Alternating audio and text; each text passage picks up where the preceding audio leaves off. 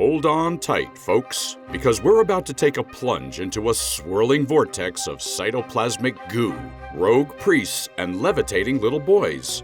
We wouldn't want to upset the demonetization gods, so we'll just tiptoe around that joke like a possessed ballerina. Welcome to the baffling world of the Pope's Exorcist. Buckle up and prepare for a wild ride filled with religious redundancy and more exorcism mishaps than you can shake a holy water spritzer at.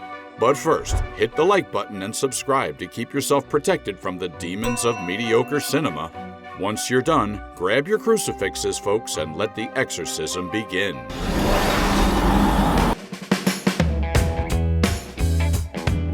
Creepy quote about how it's a bad idea to diss the devil from the Vatican's chief exorcist. Okay, I'll admit this eerie warning is pretty scary.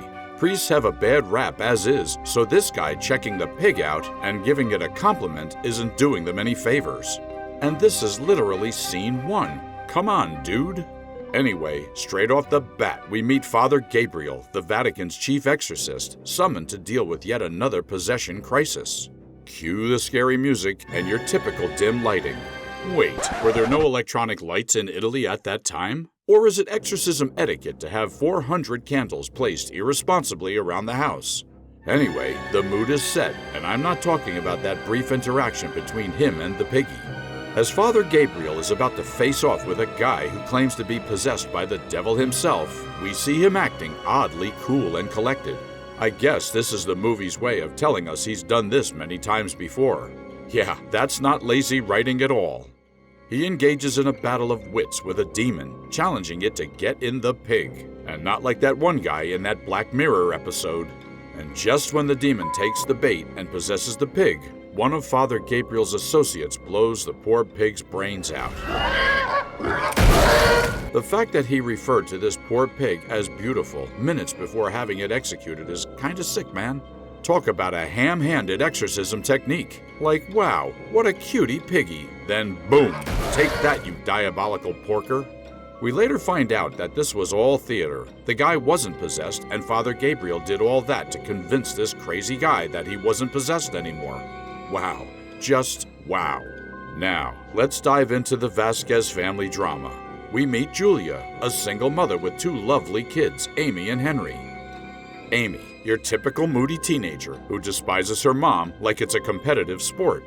You can tell right away by how she looks at her mom when her mom tells her she can't dress like a tramp around Spanish construction workers. And then there's Henry, your quintessential embodiment of pale and doomed.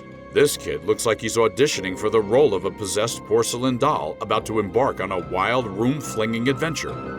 But here's the hilarious twist. It turns out that Henry's head is a bit of a carnival ride itself because he witnessed his father being impaled in a car accident. Talk about a front row seat to a traumatizing spectacle. It's no wonder he's got more screws loose than a hardware store clearance bin. With a childhood like that, it's a miracle he hasn't started a Haunted Kids Anonymous support group yet. This family has more baggage than a Kardashian family vacation. And to top it all off, their conveniently deceased dad leaves them a beaten-up ancestral property in the Spanish countryside. Thanks, Dad, for the ghostly inheritance. Now, let's talk about the mansion. It's not exactly a fancy hotel, but it's a pretty big house that's getting fixed up. Amy's character, on the other hand, is so annoying that I found myself hoping she'd be the one tossed around by the creepy spirits in the house.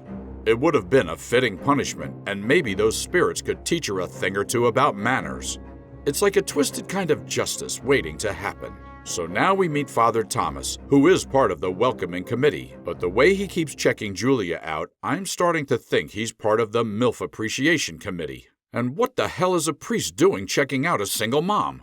The only thing keeping me watching is sheer curiosity and intrigue. Meanwhile, Father Gabriele finds himself in hot water for unauthorized exorcisms. Who knew banishing demons required proper paperwork? The audacity of casting out demons without filling out Form 666-A. The Vatican higher-ups swoop in to impose disciplinary actions, making us question if they need divine intervention in their HR department. Meanwhile, in Julia's creepy mansion, a worker gets barbecued and has his face blown off in a gas leak accident. Ah, the perils of home improvement. Carlos, their boss, finally comes to his senses and declares, "Nope, I'm out of here. Dealing with creepy houses and spontaneous combustions wasn't part of the renovation package."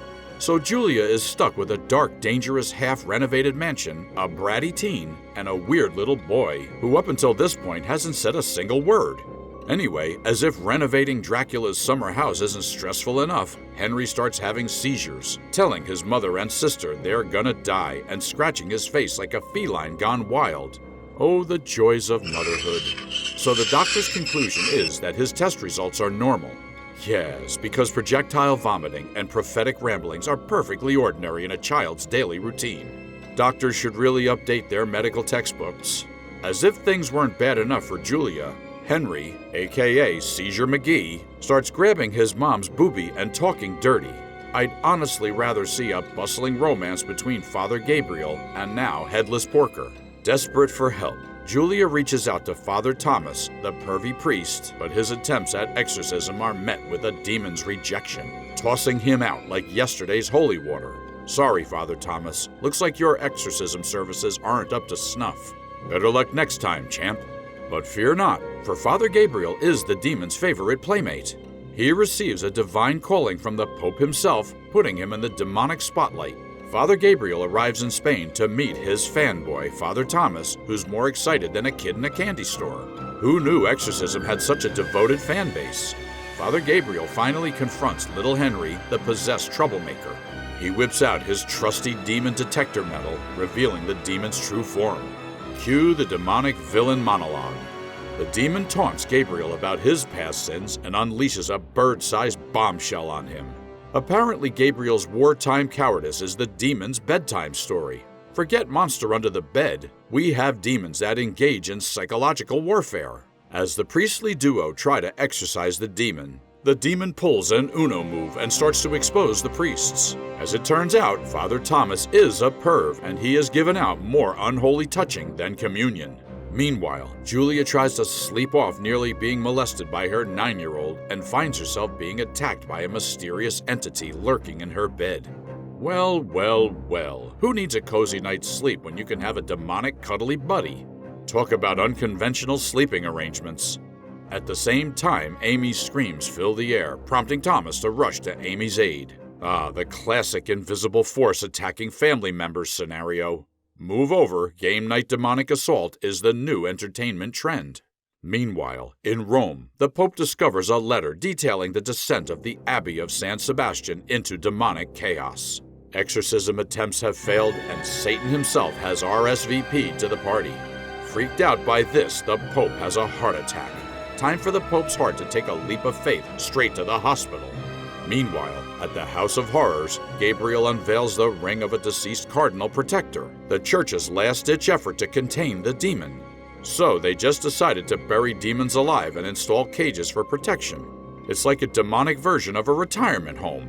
Who knew being a cardinal came with an optional devil containment unit? Talk about heavenly retirement benefits. Anyway, they finally discover that the demon's name is Asmodeus, because what's a demon without a snazzy name to respond to?